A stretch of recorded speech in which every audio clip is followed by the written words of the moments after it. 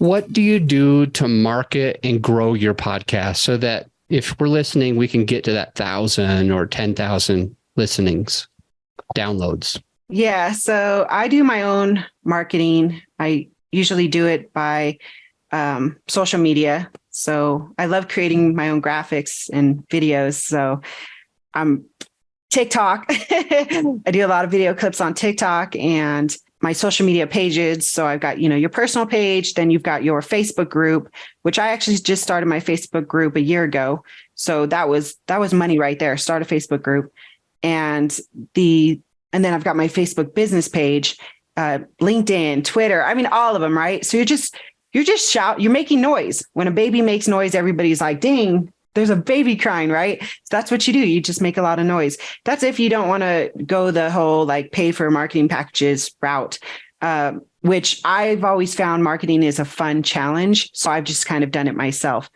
So that's what I do. So if you had a car and there was 4 wheels and one of them was squeaking, how many wheels would you worry about? All 4 or 1? All of them, the whole car. Really? I'm a tire contract. Okay, don't play. Okay. Well, which one would you address first? Oh, I take it to the shop and let them address it. Okay. Yeah. That if you're talking about a car, like the analogy of a car, like let's use a different analogy because that's dangerous. All right. Well, let's just say that I always hear the squeaky wheel gets the grease. It's the one that's making the noise. And that's basically what you were saying. Like you're shouting from the rooftops. You're telling everybody you're doing images, video, you're publishing bloopers, you're going on TikTok. And then you said this one was, I think you said money when you launched your Facebook group. So you're doing a Facebook community and you're the squeaky wheel. You're the one who's going to get the grease, the attention, the business, the listens. Yes.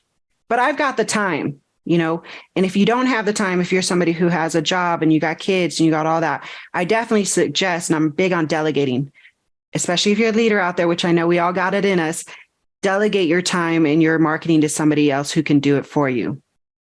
Love it. Love it. And you've talked about that before. You're worth it. You're worth the investment. You're worth investing in your podcast. Yes. Cool. So marketing, what we've learned from Helen is go everywhere. And I feel like that's successful because who's that other guy? Like him or don't like him. What's his name? Grant Cardone. He's loud, boisterous, all over the place, and he's always posting social media here, there, videos, ads, writing books, etc. So, yeah, be everywhere. Be the squeaky wheel. Always let people know what you're doing, and I think that can be a good way to grow a podcast listener base. Second was I need to know your worst mistake. No, the listener wants to know. How did she F up? And so that I don't have to do that. Okay. I think my worst mistake was not being consistent. And that's where I really messed up because consistency is going to drive in your audience and your downloads because they want more of you, especially if you got some really good topics to talk about. So that's probably one of the very first ones. The second one I probably effed up on was probably dropping too many F-bombs in my first couple of episodes because I just love the word. I do. I still do. But my mom is the one who was like, same thing with my book, my first copy of my book before it got edited. She said, there's just a little too many F's in there, too many F words. And I was like, dang, Mom, fine. Like at that time. Or were you like, F, Mom? Yeah. I was, like I said, I was pretty wild, but I'm much more tame now because, I'm more settled down.